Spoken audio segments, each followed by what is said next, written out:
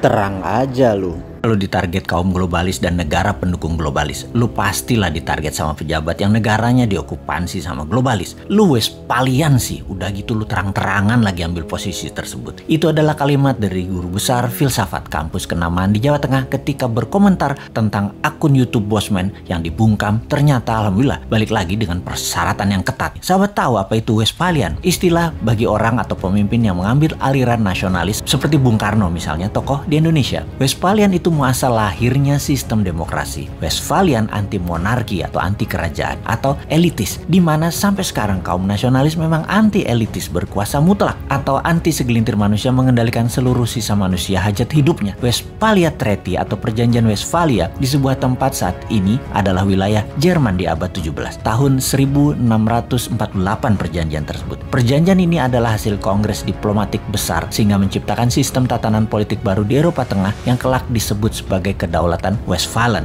Sistem ini didasarkan pada konsep bernegara berdaulat yang tidak suka terhadap campur tangan pihak asing terhadap urusan dalam negeri suatu bangsa. Di sanalah muasal lahirnya istilah nation state atau negara bangsa. Sejak saat itu, monarki dunia mulai mengalami kemunduran hingga puncaknya terjadi Perang Dunia Pertama di mana Amerika merupakan negara Westphalian terbesar pada saat itu. Sejak akhir Perang Dunia Pertama hingga berakhirnya Perang Dingin 1989, ada 100 negara lahir yang kebanyakan bentuknya demokrasi nasionalis. Monarki dengan penguasaan elitis tidak tinggal diam. Ada 13 keluarga besar yang berbasis bisnis perlahan-lahan mulai menguasai dunia. Diawali sejak Perang Dunia Kedua yang menempel dengan Amerika. Mereka adalah globalis cabal seperti Rothschild, Oppenheimer, Rockefeller, Zucker, dan lain sebagainya. Lalu di tahun 1989 mereka menempel dengan Tiongkok, membuat baik Amerika maupun Tiongkok saat ini berafiliasi kepada globalis. Globalis itu monarki 2.0, anti nation state yang saat ini menguasai 99